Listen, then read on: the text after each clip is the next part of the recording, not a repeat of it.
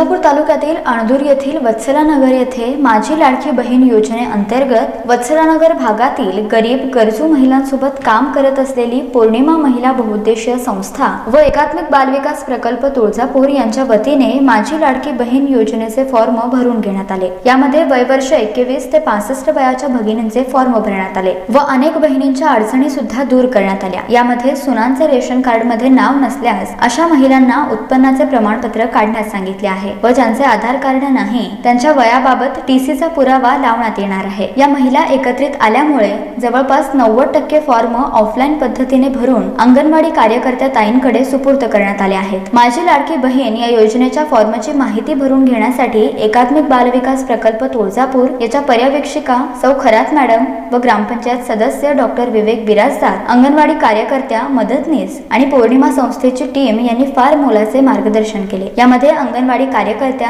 राधिका लक्ष्मण बारगळ, वैजंती डोंगरगे, सिंधुबाई ढवळे, वैशाली भंडरे, माया चव्हाण, उलन आलुरे, विशाखा मुकरे, काशीबाई हगलगुंडे, मालन शेख, सुनीता माळी, मीराबाई मुळे, मीरा गायकवाड, लक्ष्मी गायकवाड, बबिता गायकवाड, अंजली गाडवे आदी भगिनींची या कार्यक्रमास उपस्थिती होती।